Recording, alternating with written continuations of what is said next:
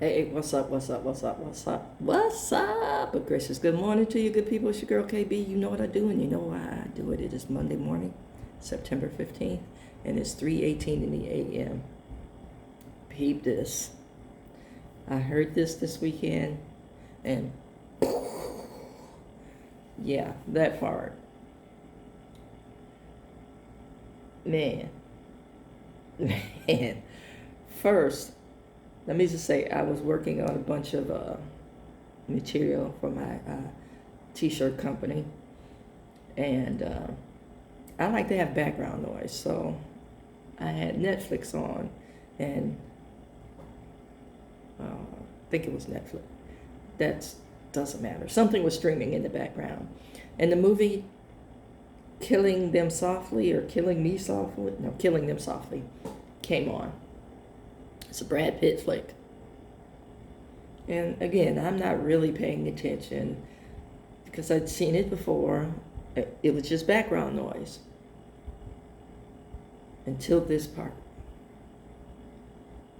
I heard the Brad Pitt character say,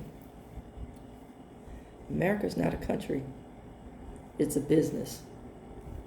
My ears pricked up, man. It's like, I've been saying that all along. The moment you check a box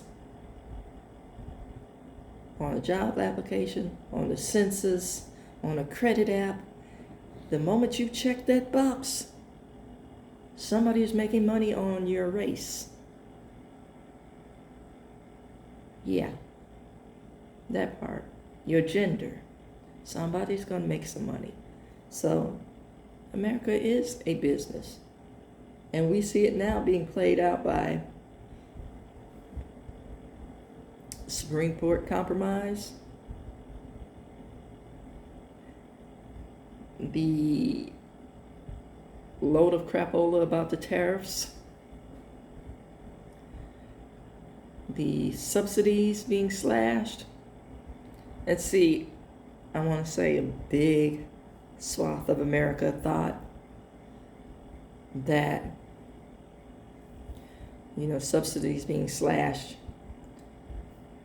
were going to teach people of color a lesson of who's really in charge. I'm keeping this 100. Get mad if you want to. That part, they thought, okay, in their beliefs in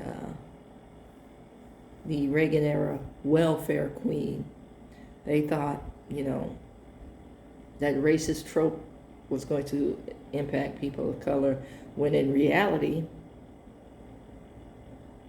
even the statistics were put out, the number of folks that are on the system are not people of color. But okay, be delusional. Well, what they forgot was that farms are also on these subsidies. That part. And just like Kermit, I'm sipping my tea. But that's none of my business, though. Anywho, the Brad Pitt character, man, I don't know who wrote this, but praise the Lord for you. Okay, here we go. There was a TV screen in the background in this particular scene where President Obama was giving a speech talking about unity and togetherness, and he brought up basically we the people. And there was some back and forth conversation between the Brad Pitt character and another person. And the Brad Pitt character says, first, Obama says in the background, to reclaim the American dream and reaffirm the fundamental truth that many of us, confirm the fundamental truth that out of many, we are one. And the other character says, you hear that line? That line's for you. The Brad Pitt character says, don't make me laugh. We're one people. It's a myth created by Thomas Jefferson. The other character says, oh, now you're going to have a go at Jefferson, huh? And this is the part that blew my mind. The Brad Pitt character. He says, my friend, Jefferson's an American saint because he wrote the words, all men were created equal. Words he clearly didn't believe, since he allowed his own children to live in slavery. He was a rich wine snob who was sick of paying taxes to the Brits. Capitalism. So yeah, he wrote some lovely words and aroused the rabble, and they went out and died for those words, while he sat back and drank his wine and blank his slave girl. This guy wants to tell me we're living in a community. Don't make me laugh. I'm living in America, and in America, you're on your own. America's not a country. It's just a business. Now pay me. The part that got me was talking about we the people, because you've heard me say that before. And I said, that statement does not include me. It never included me. And somehow I'm supposed to be delusional and get totally invested in a country that's never invested in me. Saw me as an entity,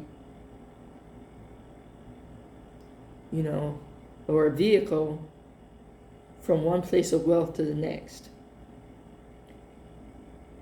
Slavery is the same mentality that we're using today to separate families in deportation. But then we have a whole faction, the Latin culture, that still does not understand, or will not understand, refuses to understand that they're black.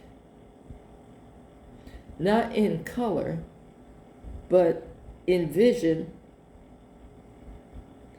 in the eyes of America. Now, there are some Afro-Latinas and Latinos. God bless you, because you understand, because you have been ostracized within your own country.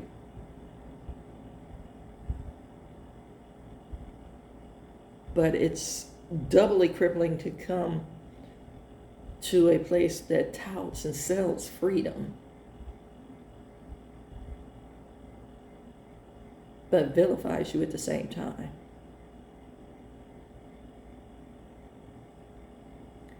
That part.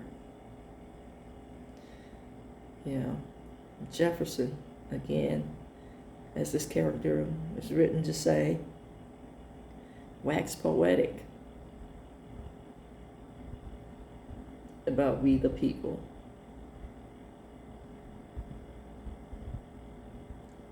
In the meantime, in the between time, maintained a entire, I want to say, family, huge family of biracial folks and kept them in slavery. But see, the history wants to tell you that he was good to those folks.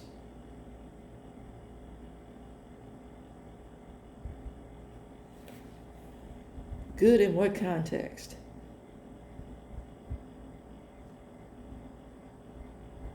Good in the context of slavery.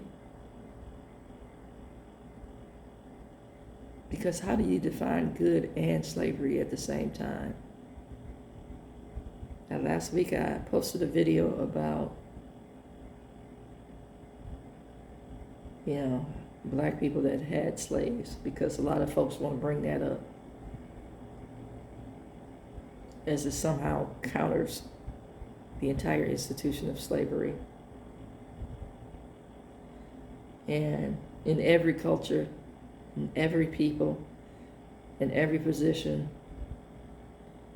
there is this mental conditioning that is created when the oppressed people see a little bit of daylight. They themselves become oppressors.